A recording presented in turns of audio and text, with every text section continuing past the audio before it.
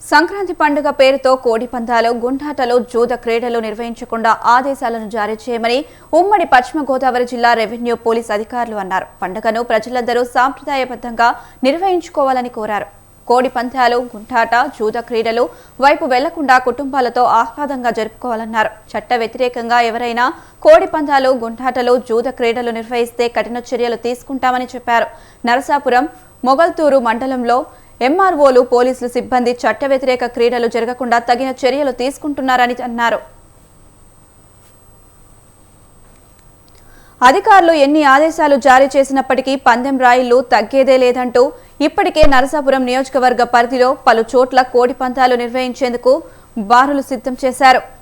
Narasapuram circle పరిధిలో కాళీపట్నం కోడి పందాల బరిలోని పోలీసులు ట్రాక్టర్లతో ధ్వంసం చేశారు. ఎట్టి పరిస్థితుల్లోనూ కోడి పందాలు నిర్వహించబోమని చెబుతున్నారు. అధికారుల పంతం నెగ్గుతుందా లేక రాజకీయ ఒత్తిడితో యథావిధిగా కోడి పందాలు జరుగుతాయా వేచి చూడాలి. పోలీస్ వారి హెచ్చరిక. రాష్ట్ర హైకోర్టు వారి ఉత్తర్వుల ప్రకారం సంక్రాంతి పండుగ సందర్భంగా కోడి పందాలు, పేకాట, గుండాట, జోదం వంటి చట్ట వ్యతిరేక కార్యక్రమాలు నిషేధించడమైనది. కావున ఎవరైనా సరే కోడి పందాలు నిర్వహించినా, ఆడినా మరియు కోడి పుంజులు అమ్మినా చట్టరీత్యా నేరం. కోడి పందాలు ఆడటానికి బరి తయారు చేసిన, స్థలం ఇచ్చి పందాలు ప్రోత్సహించిన సదరు స్థల యజమానులపై చట్టరీత్యా కఠిన చర్యలు తీసుకునబడను. అలాగే పేకాట, గుండాట, జోదం, కోడి పందాల వంటి చట్ట వ్యతిరేక కార్యక్రమాలు ఆడినా, ఆడించిన వారిపై చట్టరీత్యా కఠిన చర్యలు తీసుకునబడినని ఇందు మూలంగా తెలియపరచడమైనది. చట్ట వ్యతిరేక కార్యక్రమాలు నిషేధిద్దాం, సాంప్రదాయ సాంస్కృతిక కార్యక్రమాలను ప్రోత్సహిద్దాం. పోలీస్ వారి హెచ్చరిక.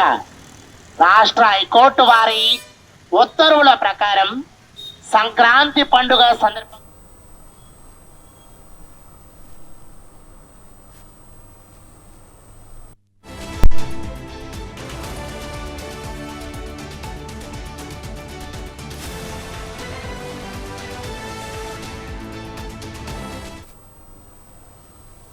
సంక్రాంతి పండుగ పేరుతో కోడి పందాలు, గుండాటలు, జూద క్రీడలు నిర్వహించకుండా ఆదేశాలను జారీ చేశామని ఉమ్మడి పశ్చిమ గోదావరి జిల్లా రెవెన్యూ పోలీస్ అధికారులు అన్నారు. ఇదే అంశానికి సంబంధించి మరింత సమాచారం మా కరెస్పాండెంట్ సతీష్ అందిస్తారు. సతీష్.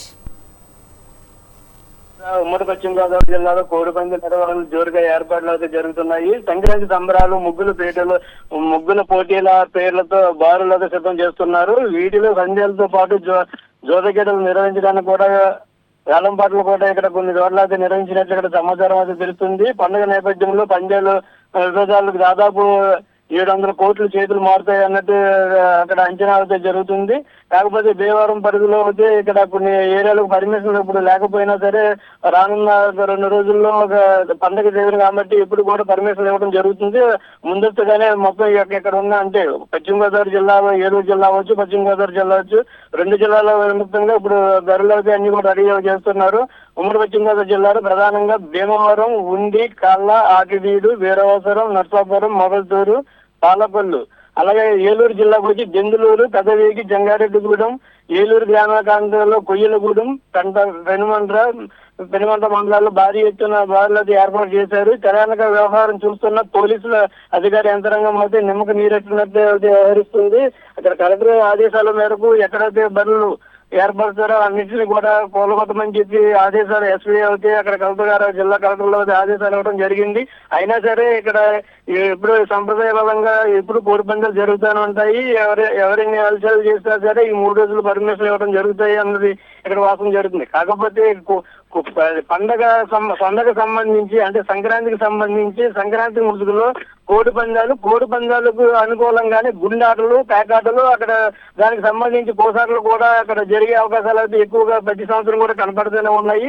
అందుకు ఏదైనా చెప్పాలంటే ప్రభుత్వానికి విరుద్ధంగానే ఇవన్నీ కూడా ఏర్పాట్లు అయితే ఇక్కడ కొన్ని చోట్ల పోలీసులు అయితే నిన్న రాత్రి అయితే ఇప్పుడు సాయంత్రం ఇక్కడ బరువులకు సంబంధించి కొన్ని ప్లేసుల్లో కూడా జేసీబీలతో మొత్తం అంతా కూడా ఏర్పడిన బరువులని చెడగొట్టడం అన్నది జరిగింది.